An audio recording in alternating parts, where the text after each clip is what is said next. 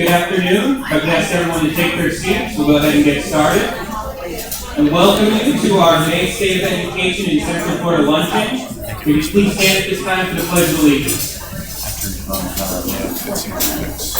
I pledge allegiance to the flag of the United States of America and to the republic for which it stands, one nation, under God, indivisible, with liberty and justice for all. Thank you. Please sit down.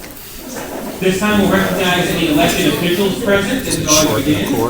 It appears today we have two members with us from the Seminole County School Board, Dee Schaffner and Sylvia Kahn. And from City of Oviedo, we have Councilwoman Cindy Drago. In the back is Councilman Stephen Chang. And at the same table there, acting Mayor Keith Britton, while the mayor's out of town. Oh, and Tina Calderon, also from the Seminole County School Board, just walked in. We'd also like to recognize our trustees at this time: Citizens Bank of Florida, City of Oviedo, City of Winter Springs, Dominion Metal Recycling, Florida Hospital, Orlando Health, Oviedo Mall, Progress Energy, and the University of Central Florida. Please join me in a round of applause. We have one partner in progress, that's Massey Communications, and a number of friends of the Chamber: Bank First, Fairwinds Credit Union, Greenway Automotive Group, McCoy Federal Credit Union, Media with a Message, Samurai's Management and Consulting, and Solantic Walk-In Urgent Care. We have a round of applause for the rest of our sponsors.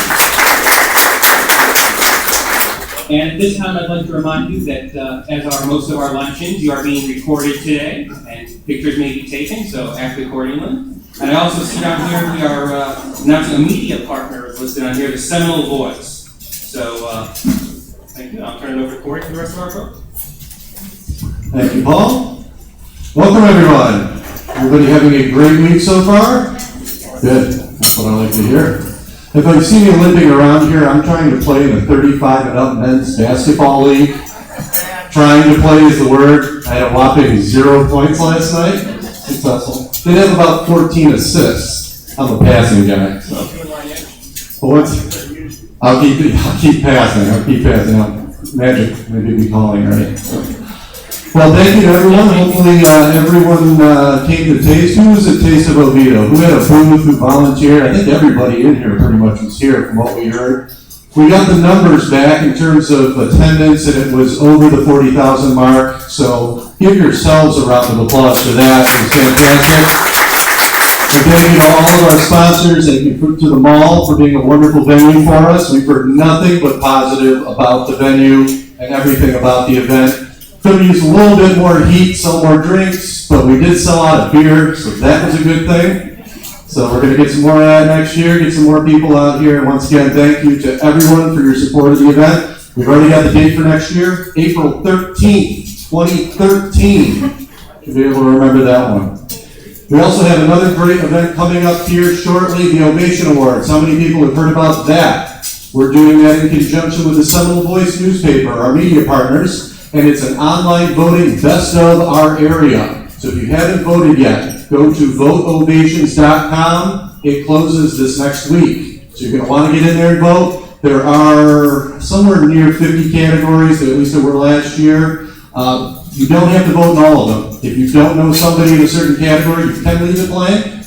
We encourage you, if you can think of somebody, please be sure to fill it out. But go to voteovations.com. And then on Thursday, May 24th, right in this room, we are going to have our awards evening where we're going to be presenting the certificates to the winners, honoring our nominees, and anyone who is nominated will be contacted. You can come out and set up a booth for free to show off why you were a nominee in a particular category. We especially are looking for restaurants because we want them to show off their food, which other people can hopefully sample. And if you know anybody that has a wine bar, liquor bar, anything like that wants to bring samples, we will not turn them away either. And once again, that will be May 24th, and that is a ticketed event. You can purchase them online at the Chamber website for only $10, and that will allow you to come sample the foods and drinks and celebrate with all of our award winners and nominees.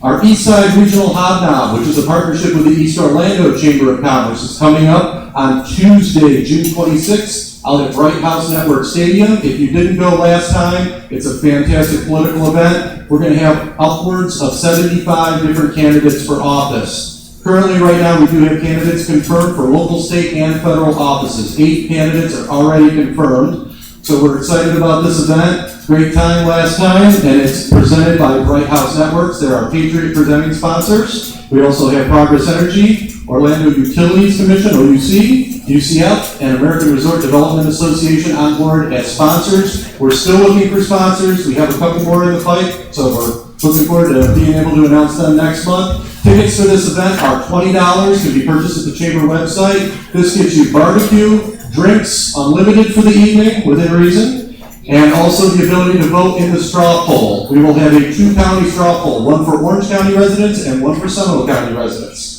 And our Seminole County Supervisor of Elections, Mike Hertel, will be counting the ballots at the event, so we know they'll be counted appropriately.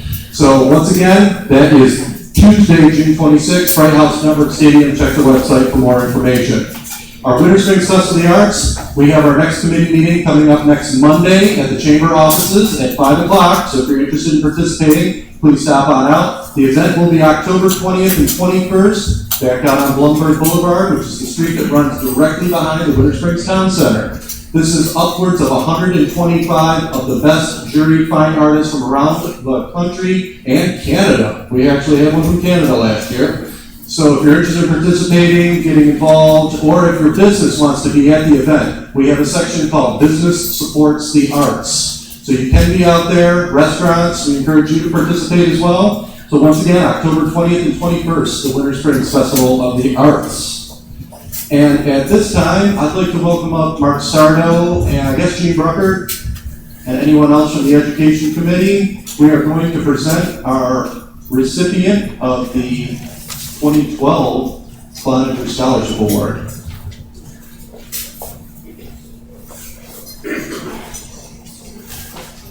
Well, good afternoon, Chamber members and guests. I'm Gene Brucker with the Education Committee. Mark is our Vice President in charge of our Education Committee, along with Megan Sladak and Jenna Von Zach of Florida Virtual Schools. And we're here today to present the Scholarship Award. But first I have to tell you about the amazing group of students that we had this year. This is my 3rd year on the committee, and in previous years we averaged about 5 to 7 candidates would submit applications for the scholarships each year. This year we received 18. So we had our work cut out for us. From that group of 18, we select 5, the 5 top students, to come in for interviews. And within this group, I have to tell you that the winner was selected by a mere 0.2%. So it was an amazing group of candidates. And really, they all deserve the scholarship. They were just an amazing group. But since we can only pick one, I'm pleased to tell you that our winner this year is from Oviedo High School, where she carries a 4.51 GPA. Wow, wait. Wow, enrolled in 24 hours of honors or AP classes, as well as 1 college dual enrollment course. So she's no slacker. In addition to these academic honors, she excels as a leader in the 4-H organization at the local, county, and district level. She's also on the varsity track and cross-country teams and part of the award-winning Oviedo High School chorus. If that wasn't enough, I just have to share a couple of quotes from her letters of recommendation.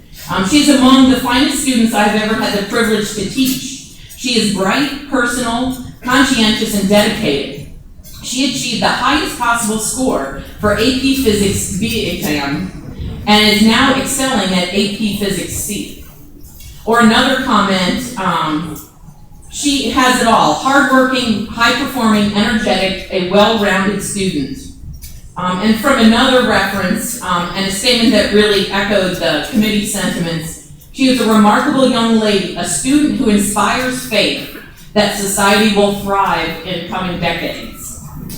She plans to attend University of Florida in the fall and eventually wants to become an equine surgeon. So it's my privilege to introduce to you Rachel Roberson.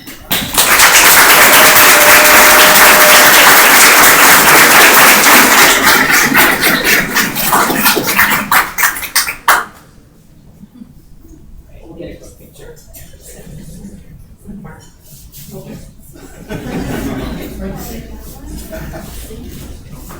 Thank you, Rachel. Congratulations.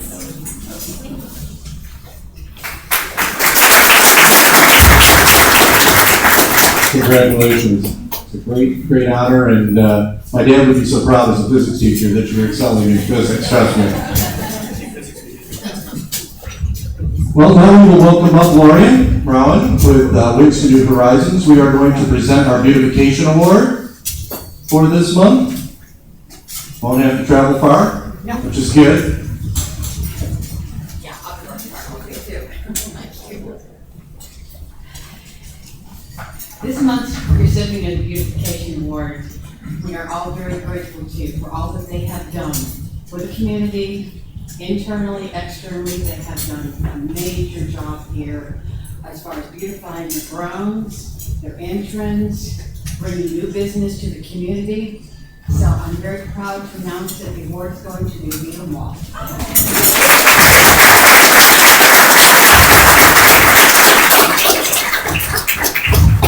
And since Brian is out doing business and bringing more business into the mall, here we have the two representatives here.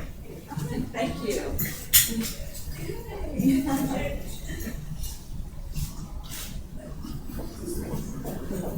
Congratulations. I don't know if you've seen the beautiful gate that they have out by Aloma, at the Aloma entrance. They've got all the flowers out there now and everything, and the signage looks great around the mall. And the vines are gone inside the mall. You can actually see all the way down, so they've been doing a fantastic job, and we appreciate all that they do for the community. Del, where are you? Oh, you're right here. Del Burfitt was our chair once again for Taste of Oviedo this year. I think we had a banner year. I think I can tell everybody that this is the biggest fundraiser that we do every year for the chamber. And this year we're looking at our profits being somewhere in the neighborhood of $43,000 from this year's taste. So we're extremely pleased with that. And we thank him for his leadership once again, and we'll let him present. We have two awards that are going to be presented to. What do we have? We have a Chairman's Choice, and we have our Best of Taste Award. Last year, we developed the Chairman's Choice Award, an award that could be given to an organization that we feel contributed over and beyond to the success of Taste of Oviedo. It's really tough picking the recipient of that award because everybody has contributed tremendously to our successful year. But this year, we had a new member step up and take on the biggest challenge that we always have, and that's volunteers. This new member in the organization came to us and said, we can bring our volunteer force. And they did. I'd like to announce and present the Chairman's Choice Award to Insight Credit Union.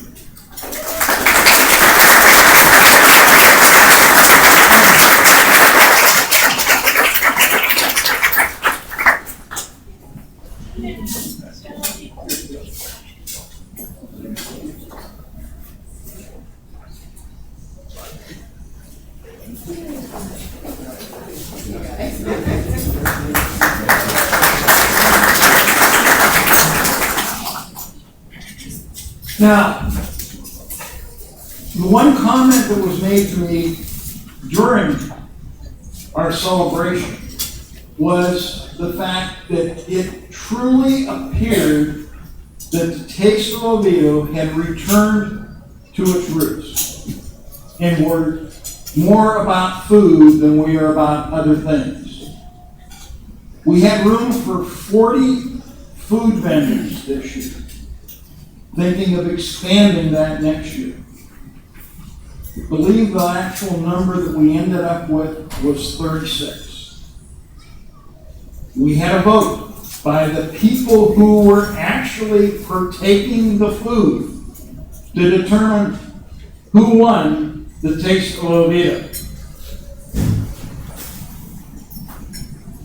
I am very pleased to announce for the 4th year in a row, it is TJ's Seafood Shack.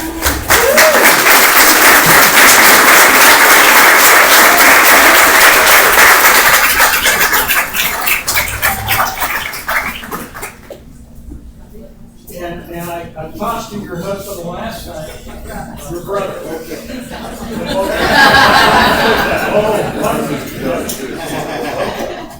And he said that we needed to get somebody good looking to present this. Let's get on both sides of the court and I rose into the door. I'd also like to add that they are the recipient of the People's Choice Award for the Food Truck Wars with 38 trucks from Miami, Tampa, and Central Florida.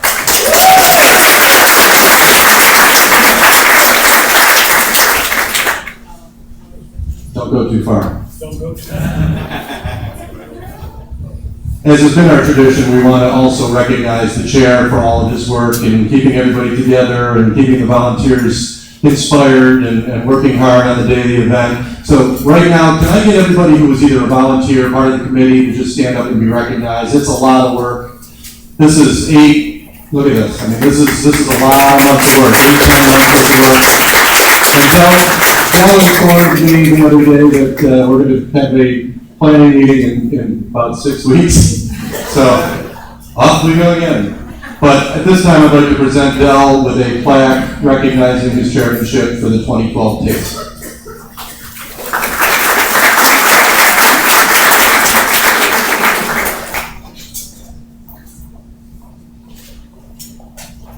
Thank you once again. And we've we've talked Del into serving in this capacity one more time. And he's looking for 2 co-chairs for next time. Takes that much work. So thanks again, Del, for all your help and all the committee and volunteers this year. New members and guests. Do we have any new members, guests? Anyone here that wants to make an announcement? Try not to do this too noisy. Anyone, come on. I know you've got a guest.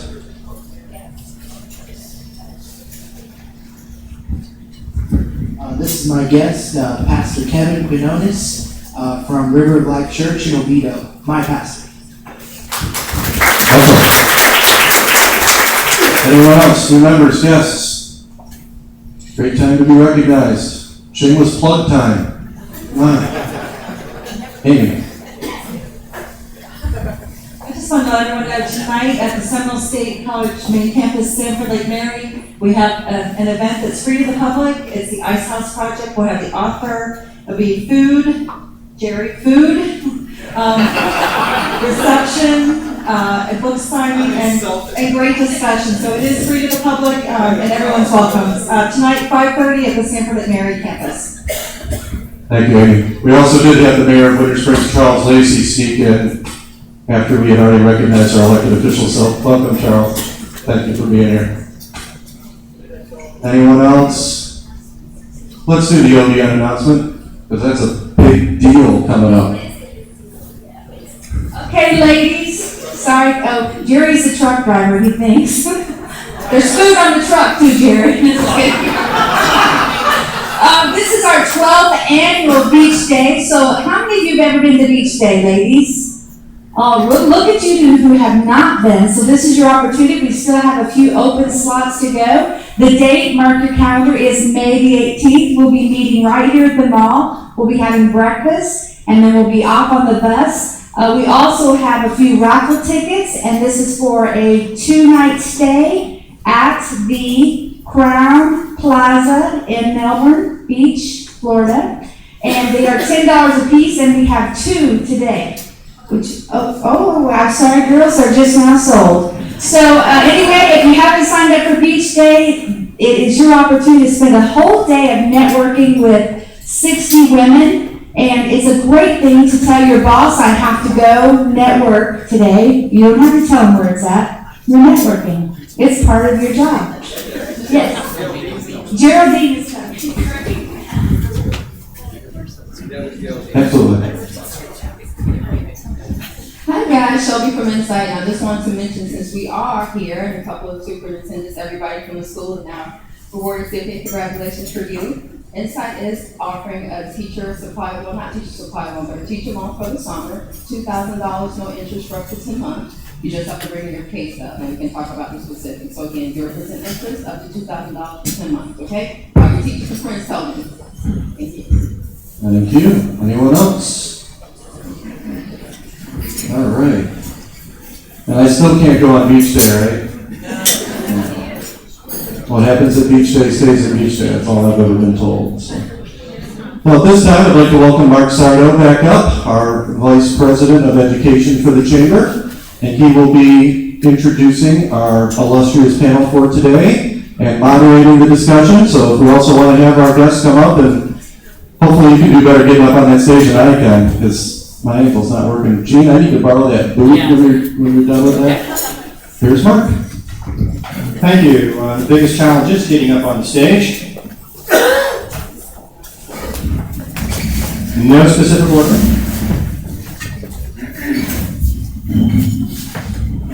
And if you would just touch that microphone to make sure that it works. Good to go. Thank you. We'd like to welcome Dr. Bill Vogel, Mr. Walt, Griffin, and Dr. James Lawson today. Thanks for spending some time with us, and hopefully these questions won't prove too hard. Quick bio. Dr. James Lawson began his career as an English teacher. He taught in South Carolina, Texas, and Florida. In Orange County, he's been a teacher, a dean, a program coordinator, an assistant principal, principal of middle school, a senior director, an associate superintendent. And due to its size, Orange County has 5 learning communities or districts, the east, the west, the north, southeast, southwest. And Dr. Lawson is the superintendent of the Southwest Learning Center, which includes about 30 elementary schools, 5 high schools, and 7 middle schools. Pretty close? Good. Thank you. Dr. Lawson holds a bachelor and master's degree in English, master's in educational leadership, and a doctorate in educational leadership. He also is a grandfather to 3 wonderful grandchildren, and he also, by the way, has 3 sons. Did I get that right? Okay. Dr. Bill Vogel began his career as a teacher in Osceola County. He's been a school district administrator, an adjunct at UCF, an assistant superintendent in Osceola County, a superintendent in Seminole County since July of 2003, and I believe you're retiring in June. Correct, June 30th. June 30th. What happens on July 1st? We'll get to that. Dr. Vogel holds a bachelor and master's degrees in art in teaching, education specialist, and educational doctorate. Dr. Vogel is married to Bobby and have 2 children, Justin and John. Good to go? Thanks. Mr. Walt Griffin began his career teaching mathematics at Lake Highland Prep and Tuscaloosa Middle School. He has been assistant principal at Tuscaloosa Middle School and assistant principal at Lakeview Middle School, our principal at Luncheon, our principal at Seminole High School, and is currently director of secondary education until June 30th, and then after that, we know what's going to happen to you. Mr. Griffin holds a BA in psychology, which is good news to all of us with degrees in psychology. We can do better. Master's in administration supervision, an EDS in educational leadership, and is working on his doctorate in educational leadership, if I'm not correct. And if you need a note for today being absent from class, we can help you. Also, Mr. Griffin is married, 29 years, 1 daughter, 27, and 1 son, age 21. Welcome. Thanks again for spending some time. So I thought today what we would do is have 5 or 6 or 7 or 8 or 9 questions, depending upon time, and responses. And these questions have been submitted by board members, so we're very fortunate that that occurred. And I thank you to all the board members that took some time to send us these questions. So first up, Dr. Vogel. We've all heard about budget shortfalls. How did the district get there, and what could the district done differently? Thank you very much, Mark, and I just want to tell everyone, thank you for the invitation. I've thoroughly enjoyed serving as superintendent for the last 9 years, and want to especially congratulate Rachel. Mr. Griffin and I will be shaking the hands of 4,200 plus graduates when graduation starts later in the month. And we really appreciate the support of this chamber, both as an organization and individually through your own businesses. And I know we are proud members of this chamber. What has occurred since 2007, 2008 in the state of Florida is that the state relied on federal stimulus money to supplant the budgets of school districts throughout the state. And during this period of time, this was the jobs money, and there was a federal requirement that that money had to be used to pay teacher salaries. And that in Seminole County was about $42 million plus. So in addition to that, because of the economy, there was less sales tax collected, and sales tax is about half of our revenue, and local property taxes went down, as you know.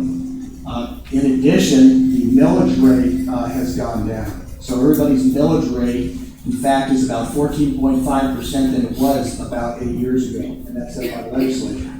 So what happened is school districts throughout the state experienced shortfalls. Seminole County, since 07-08, has had about a $73 million budget shortfall. And so Seminole County was one of the first districts to notice the downturn in the economy, and we took action to stop building projects, to eliminate hirings and so forth. But our budget has been devastated by these reductions, and we've actually cut about 700 plus positions. We've outsourced, we've cut in every aspect of our budget right now, and so that's kind of brought us to where we are today. Thank you. And Mr. Griffin, what's the district's plan moving forward?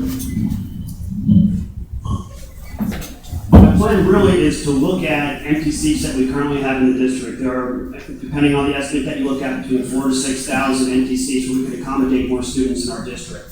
And I want us to look at making sure that our entire community knows the great product that we offer. I think, our schools are very different than they were back in 1985, 1995, where everybody just automatically sent their kid to public school, with the exception of a few private schools. There's a lot of competition out there now, and we have to be savvy enough to know that we have to ramp up so people know what we offer in Seminole County. You'll be seeing more about specifics about our programs. You're going to see a little more advertising. We'll have more visibility in publications. We're going to have more visibility by having more officials visiting our schools, being a part of our schools. We're going to open access to the media a little bit more to get into our schools. We have to market. We have to make sure that people know what we are offering at our schools in Seminole County.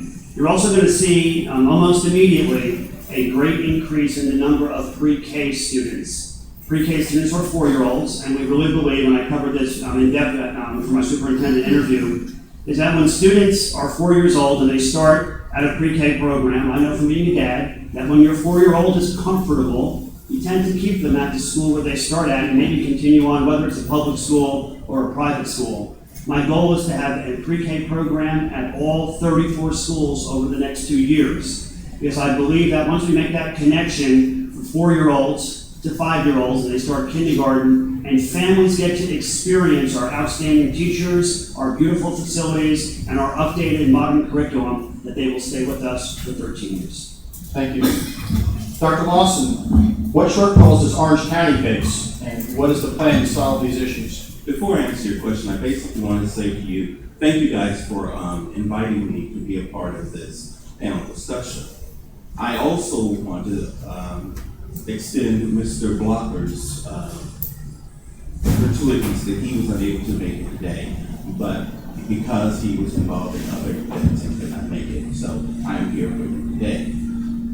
We experience the same kind of shortfalls that Seminole County experienced, especially when it came to the budget. That was our major shortfall for a number of years. We've had to pay over $170 million back because of that. And this year, we're kind of fortunate that it's basically like 21 million that we're dealing with. And that's mainly because Orange County Public Schools, or Orange County itself, passed a millage. And because of that, we're able to not experience such major shortfall that the Seminole County is experiencing. So you'd say that the millage was the big issue there, something in Seminole County that we're unable to do, although we tried for years and years. Yes, sir, it helped tremendously. And our shortfalls also are our concerns that we have, but it's not those that are controlled by the school system. We have shortfall where we have a lot of free and reduced lunch. We have 66% of our students who are on free and reduced lunch. We have a very high mobility rate that we in Orange County. We are a district with 182,000 students with 180 schools. So we're experiencing a lot of those kinds of bills that come along with being big. And budget is one of our major concerns as well. Thank you. Just to give you an example, with our comparison, I appreciate what Dr. Lawson indicated. This upcoming Seminole County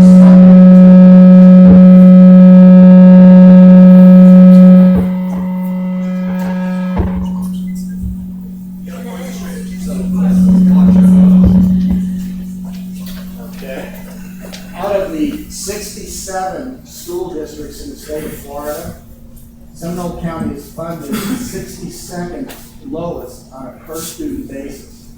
And with Orange County passing the 1 mil, this upcoming year, we have $585 per student less to work with in Orange County. $585 per student.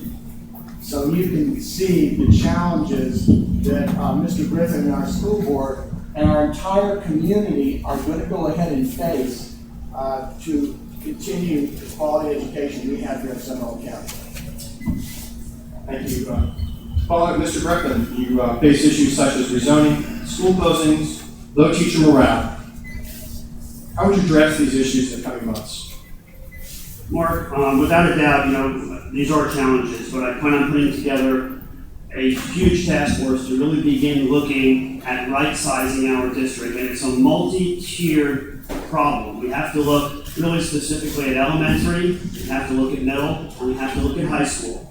And then we have to come together and bring accurate information to our board to help them make some very difficult decisions. Rezoning really is, that's what everybody talks about. There's a lot that can happen way before rezoning takes place, and I'll give you a few examples. We have very crowded magnet programs in the Sanford area, for example. We may look at being creative, maybe using 1792 as a divider where we have east side of the county and the west side, and maybe put some mirror programs on this side of the county. It will save some busing dollars. It will create opportunities for both sides of the county, but it will also reduce some overcrowding in some schools right now are overcrowded.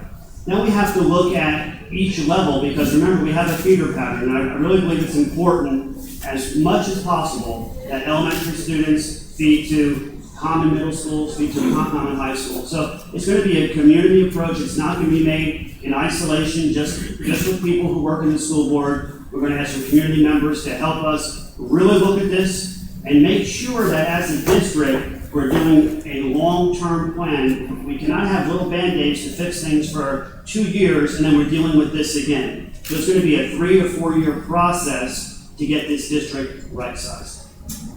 Thank you. Dr. Vogel, the latest requirement and accountability from the state is teacher evaluations based on student test scores. What issues do you see? Thank you very much. Seminole County Public Schools has been a leader in the accountability movement ever since Governor Bush started that. And we have prided ourselves to be a model of the A+ accountability model over the years. And as all of you probably know, Seminole County Public Schools is one of not only Florida's, but among the nation's top school districts in any category you look at. But what we're concerned with right now is when the FCAT grades come out this year, the State Board of Education has substantially changed the grading system. So there are going to be far less A grades. There is going to be about a 300% increase in F schools in the state of Florida, and I don't anticipate any of those in Seminole. But what it's going to be is very confusing to parents and businesses moving in. In fact, parents, your child might be proficient on FCAT every year, and all of a sudden, they've dropped on proficiency.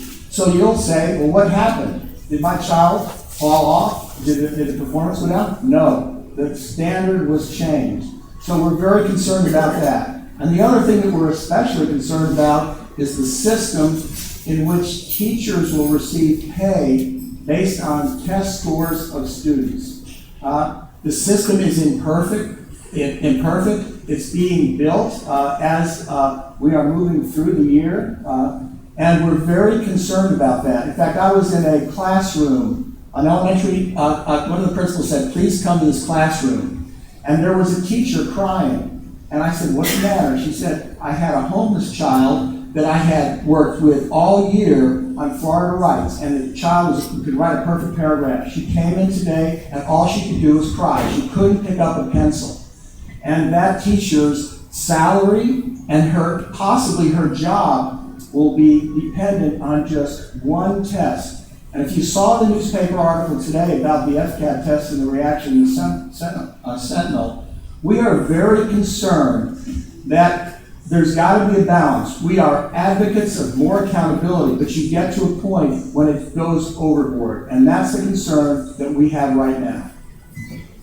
Thank you. The article today in the paper, there's a video associated with it, so I suggest y'all take a look at that. Dr. Lawson, last month Governor Scott visited Rosemont Elementary School to honor the school that went from a D to an A. The principal asked for more funds to stay on track, and the response was to ask local businesses to donate. There's plenty of people to help. It's just connecting. What can businesses do to partner with education, and what can they expect in return? Yeah, interesting comment. They are plenty of people to help, especially with the economy the way it is today.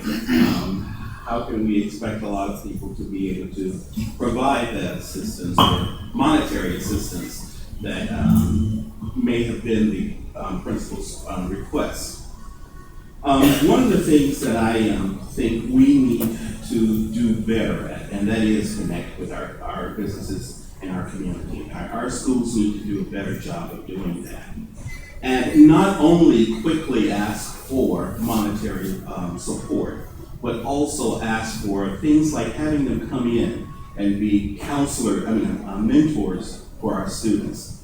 But we hope when businesses make that commitment to be mentors, that they make it for the long haul and not just for that one time or 1 year event, because those kids make those connections, and we hope those connections are long and strong, and kids can actually have that person that they can look up to, so that it could inspire them to be even better citizens for tomorrow. Thanks. Mr. Griffin, you've moved from AP positions to principal positions numerous times in your career. What is the district's criteria for moving principals from one school to another in the elementary or middle school or high school? And what is the impact on teacher morale? First and foremost, we have an obligation to make sure we have the strongest possible administrative team at every school. So we look at not just who the principal is at the school, but who the assistant principals are, the deans and support staff and so on. And we make sure that we have people with a balanced set of experiences to make sure that they can do what they need to do at that particular school. I was in that situation. I'll tell you a quick story. When I was moved to Seminole High School, the principal who was currently there was the great Karen Coleman. And Karen Coleman was loved by the community. I was a new principal at Seminole High School. I remember the first edition of the student newspaper came out, I think right before I arrived, or the day I arrived, and it was something, goodbye to our grandmother who loved us, and hello to this businessman. And I can tell you, over a very short time, I built those relationships. Staff morale went high. It was all about good communication and good leadership. What I learned from that, and as we have moved other principals, is good leadership is good leadership. And you can put great leaders at any school, and they will do well because they know how to connect with communities, with the families, and most important, with the students. So from our perspective, it's balancing the team and making sure we're giving people the experiences they need. We also have to look down the road because succession planning is important. You don't necessarily want to make somebody a principal who has spent their whole career at one school. It's nice to make sure that they've had different teams to work with and success with different communities. Thanks. Dr. Lawson, can you tell us about the Junior Achievement Program at Oak Ridge? And we need to move the microphone over there according to the powers that be. Glad you asked that question about Oak Ridge and the Junior Achievement Magnet. It is probably one of the first in the nation where there is an organization that is tied as closely as the Junior Achievement Magnet is tied at any other school.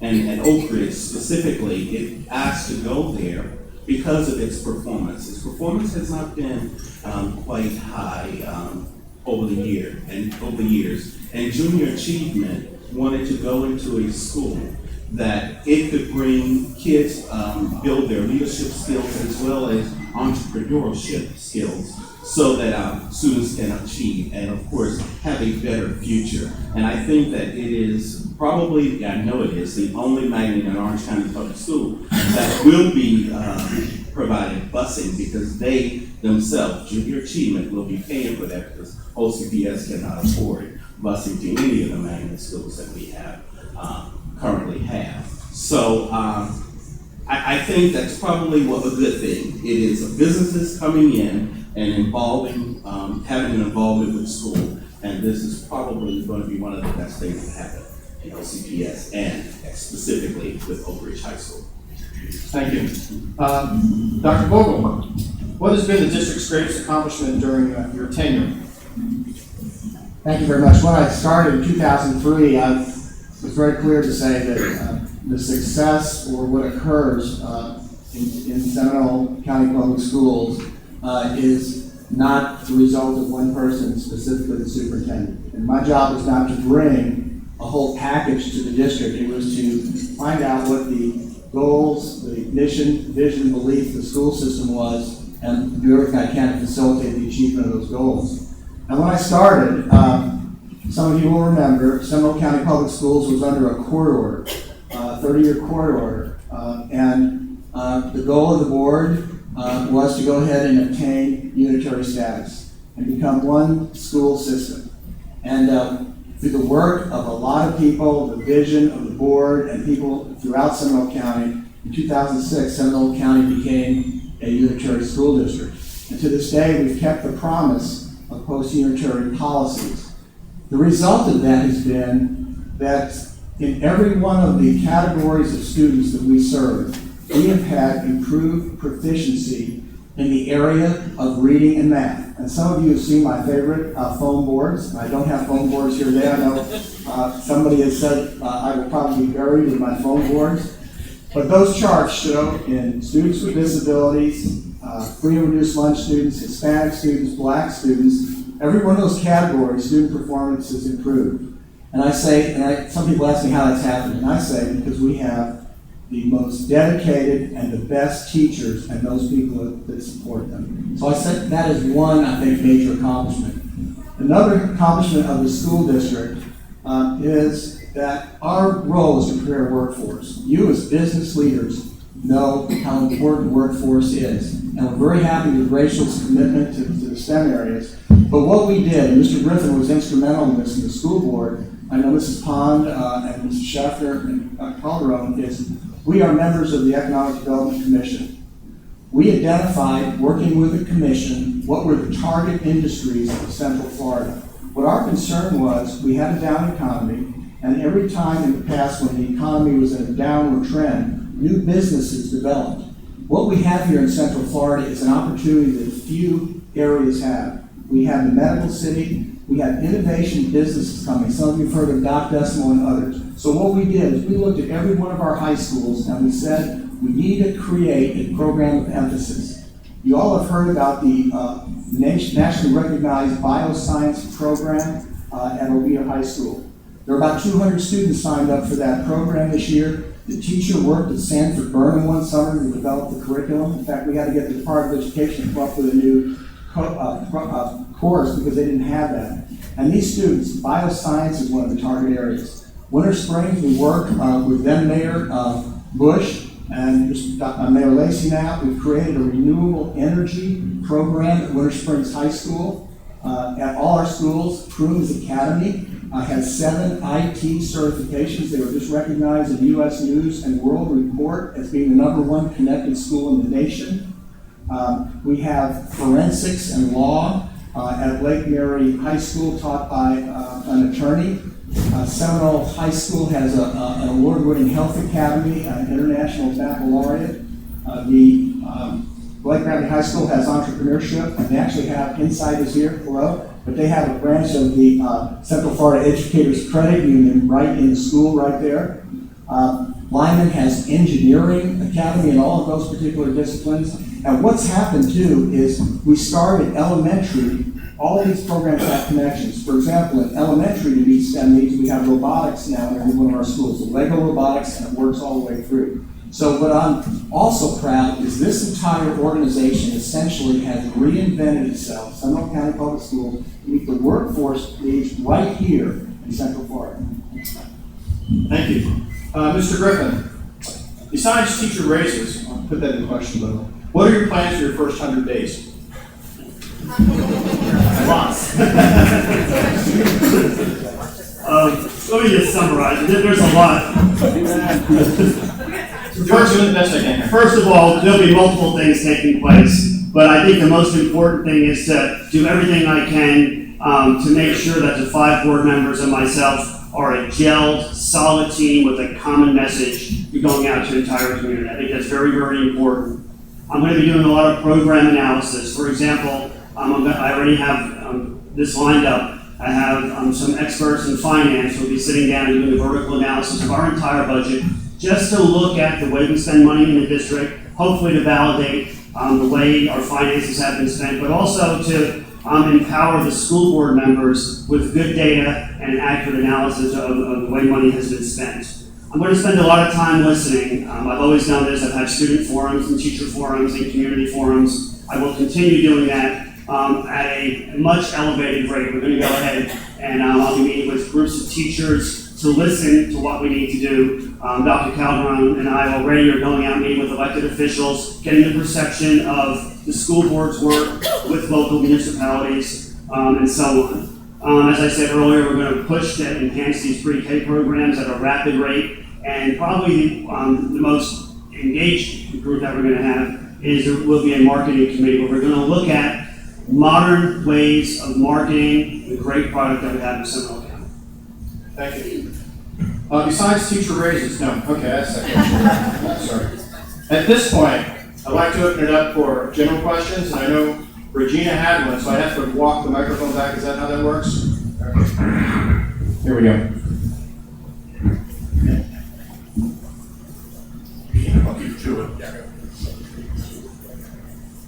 Thank you very much. I don't have children in the school district or the school system, and however, I did move here and chose Oviedo because of the Seminole County rating. So thank you very much to everybody in the room that has contributed to those marks. Because I don't have children, I read with the left eye and don't comprehend, but I've heard some rumors and much talk about charter schools.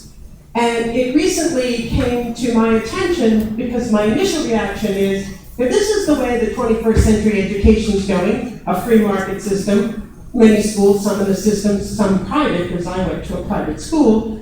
What's the big deal? But it's just come to my attention that the state doesn't look at the charter schools with the same level of standard that the public school system is accountable for. So if you could expound upon that, because I think there's probably plenty of us who have been given misinformation or created a perceived notion. And we have all day too, by the way. gonna say, I'm sure everybody's gonna want a shot at that one. It'll probably take all day to explain. We do have the choice system here in Florida, and the charter school is one of the biggest that receive funding for choice. And it is probably causing some consternation with some board members when it comes to charter schools and the public school system, because they were specifically designed to give innovations, come up with some innovative ways in which they can meet our children's needs. However, we're finding that oftentimes in charter schools, they're the same thing, the same offering that we have in our public schools. They are giving the same thing in their charter schools. And they too are public schools, but let me remind you by saying that they are public schools too, but they fall under a different governing system. And yes, it is, it's really what part of the choice plan. And this is what we're trying to do, is to give everybody a choice. And we'll know how it works, but they too don't follow a lot of the requirements that are asked upon, our public schools. And so people choose to go there because they don't necessarily have to meet those same requirements. That's I'd be a little as political as that, as James did. But I think what our concerns is, originally, as James said, the charter schools were designed to go ahead and fill a niche need. And the Seminole County Public Schools, has had an excellent working relationship with the charter schools that we have. We have one that's a program for pre-K handicapped kids that really works out well. And we have the Galileo Charter, which we work with. They're working with a certain population. And we have a third one, Choices. We have a great relationship with them. These charters were designed to have local boards and local involvement in it. Some of the differences in charter schools, they do not have to provide transportation, which is a big one. And so what happens is that limits access, and as public schools are. They have different building requirements. They have different requirements. And the concern of public schools is that the field needs to be leveled. The other trend that's happening is there are national for-profit schools with no local board members trying to take over and come into our district. Right now we have two appeals. One is a national charter school board, a national charter group. There are no local representatives on it at all. It's for-profit. Even our local charters are threatened by this. And what happens is they don't pay the teachers' salaries, they cut their benefits, and we're concerned about that. And like James said, in Seminole County we have some extra classroom space. Why would we go ahead and have another school that has a program that is unproven come in and take more dollars? We have to set aside money for these dollars. We have $7.2 million that we have to hold on to right now because we have two charter school appeals. If we are overruled, we're going to have to open 2 more schools in Seminole County. The second school makes even less sense. This is a charter virtual school. We already have a partnership with Florida Virtual School. Florida Virtual is here? Okay. Florida Virtual is here. Okay. We have a partnership with Florida Virtual. We have our own Seminole Virtual, which is a franchise of Florida Virtual. So Florida Virtual Academy is trying to come in. It's a national organization also. And so what happens there is we have appeals. The Charter School Commission even ruled in Seminole County Public Schools' favor that this school shouldn't come in. It's no different. It does not have any standards. So that's the big issue with charter schools. The charter school funding comes off the top from public schools. And that is the problem that we all face in the state of Florida. That's one reason why I've got to have a fund balance, because if these charters are approved, I've got to take $7.2 million out of our budget and earmark it. Also, Seminole County Public Schools. Right now, the millage has been decreased from 2 mills, the maximum we can levy, to 1.5. And what's happened is, over the last several years, statewide this has happened, and there was a bill this year in legislation to give part of the PICO money to the charter schools, and it passed on a tie vote, so it didn't pass. But that would have taken another $475,000 out of our budget to give to charter schools that essentially really didn't need it. It wasn't based on need, it was just we had to set it aside to give to them. And if those of you know about Jackson Heights, that was our last project that we couldn't get done. I mean, to me, that's where we need to spend the money, in schools like Jackson Heights. The questions? Introduce yourself, please. Shelby from Inside again. I know I talk a lot today. But I have a little one who's in private school in Orange County, and so I'm really going back and forth with the decisions to keep her in private school or to send her to a public school. And to be quite honest, I don't get the incentive for sending her to a public school, really just financially for me, what's gonna work best for us. But when she's in kindergarten now, and so right now she's reading, writing, everything that she should be, as opposed to I look at a public school curriculum, and they have them coming in, and their goal is to write their name or to be able to cut shapes or something in kindergarten. So really what they expect on a kindergarten level is totally different. So I was looking into maybe doing some magnet schools, but they're not a lot on the east side of town. Do you see that any more opening up in Orange County, or? There are not a lot of magnet schools on any side of the county for elementary students. We don't have a great deal of magnets. Mostly they are in the secondary level. However, whatever level your child comes into our school, it is our job to take them further. So your child coming in already ready, already can read, and possibly can read chapter book. Are we that far yet? Okay, well, if that child can read chapter book, there is differentiation that takes place. So your child will be at least get the same level of support that she is getting, but it will be something that will be given different in different levels. They will she'll be going to a second grade reading class or something like that, but she'll never be held back because she knows what she knows. It's always to bring her forward, to take her forward. It's up to the school. If a school chooses to open up a magnet program, or if the district sees that there's a need for a specific magnet program, yes, we do open them up. We are not closed to magnet. In fact, the JA magnet is one that just started this year. So we're constantly bringing magnets as that need. I'll follow up on James. And basically, we agree exactly with James. It's our obligation to provide whatever education is needed for any student. And what we say is, if you feel your child is not being challenged, call me on my cell phone. We will make it happen. James will make it happen in Orange, and we will make it happen here in Seminole County. But I want Walt to tell you about a program. We are going to formalize just what James and I said here in Seminole County. Walt is going to launch this program, and it's the most exciting program. And that's not a program. It's a belief. It's a whole way of doing business. And non-program won't tell them about e-pathways.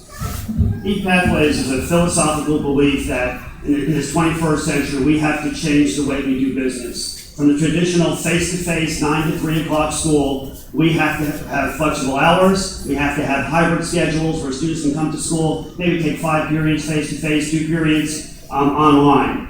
We are going to, especially at the secondary level, we might be looking at a teacher and students starting, if they want to, 3rd period and extending into the afternoon or even a few evening classes. We are making the biggest mistake that we can make if we keep everybody within the traditional schedule. At elementary, we're looking at true differentiation, looking not only at what can happen face-to-face and by face-to-face scheduling, but also the incorporation of a hybrid schedule and world languages, and sharing a Chinese teacher at several schools, doing some things that are very, very different to meet the needs of our learners. It's all part of being competitive. And I'll tell you, what really got us excited about this concept of e-pathways was during the charter review period, because I remember on a Sunday afternoon reading these very thick and very boring charter applications, thinking there is nothing in these applications that they're doing that we cannot do. But we are our own worst enemy because of all the rules of the traditional brick and mortar. We're going to be breaking down those barriers, determine what our citizens and what our students need, and deliver it.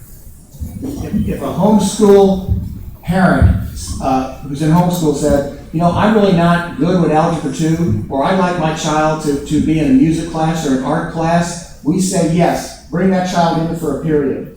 If your child needs special help with gifted instruction and can only go 2 periods, bring that child in.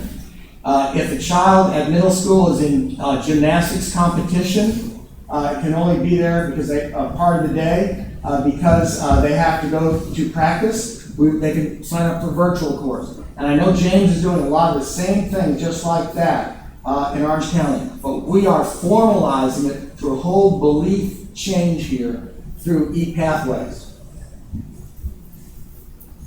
I get 2 more questions in. Gordon? My question is really more directed at what I would call the transportation crisis with the schools. I mean, we have a huge, I'm out on the roads all day.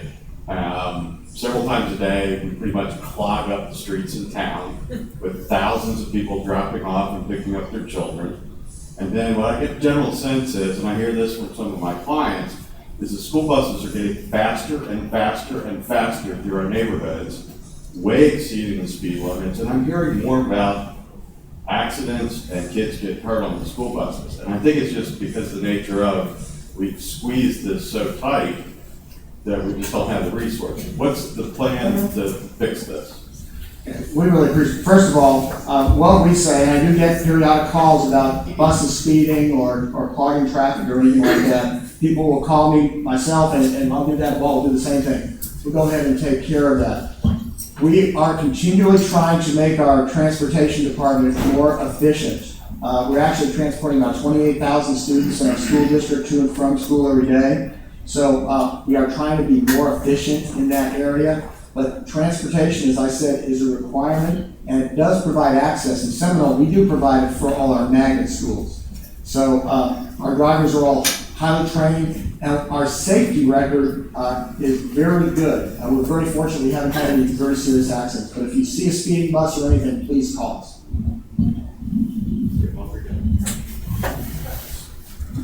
So this is a question for Seminole County. Want to know what the future is of these end of course exams for math, what direction they're going with this? End of course exams are here for quite a while. Right now, our students take the Algebra 1 end of course exam, and this year they've added geometry and biology, and U.S. history will be coming. What has happened is the end of course exams are replacing, for example, the FCAT math, because the students are taking specific and end of course tests. It's a little bit confusing, but the very first year that an EOC, end of course exam, is given, it counts 30% of the student's grade. The second year and thereafter, the students have to pass the test in order to pass the course. So a student who possibly has a B or a C average could fail the EOC and not earn credit in the course. Now, this is our first year in this pass-fail mode with Algebra 1. We have an Algebra 1 boot camp, we're calling it, set up. So as soon as those results come in, during our second semester of summer school, we're going to differentiate using technology, determine what the kids got wrong on their test, and maybe adding polynomials or whatever, reteach that specific skill, and get them ramped up for a July makeup test. But end of course exams are here to stay. Pros and cons. The pro is that it has quickly aligned our curriculum. I can tell you our Algebra 1 teachers are more aligned today than they were 3 years ago, former algebra teacher, because they all have the common exam in place. What the devil is in the details, we want to see really what the pass rate is in our district and in the state, and make sure that we're not preventing too many students from graduating because of the requirement to pass the end of course exams. But they are a part of school. Do you know why? Like, for instance, they've already taken in April the end of course exam. They've already taken in April the end of course exam for geometry. You know, a month early. So they're just twiddling their thumbs now. Why does it have to be so early? And the reason why it has to be so early is because of the turnaround time from the state to get the results to us. Because think what we have to do. By the time they get that data to us, we have to determine if the student needs to come to summer school for remediation, tell the family if the student passed or not. And so on. We would love it to be, it would help us if it was right at the end of school, we had a 24-hour turnaround. I believe over time, the state will speed up the process and we won't have this gap that we have now. But our teachers, when the students finish their EOC, we are still giving, there's still an exam at the end of the course, or a 9-week exam, to make sure that the last 2 chapters or whatever are taught in the course. It's a great question.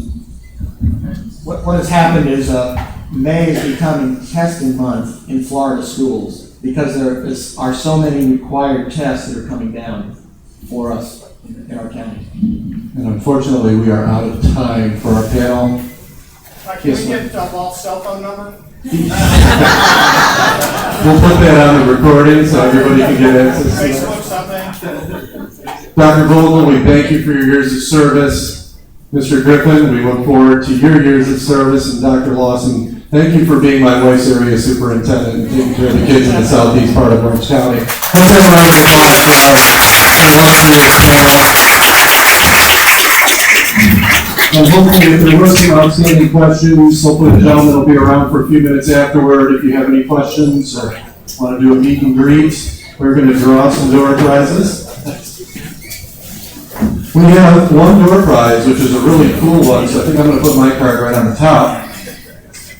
We have, from YBG Mobile and Local Aftermath, one of our newer members, Darian. I think hopefully most people know Darian.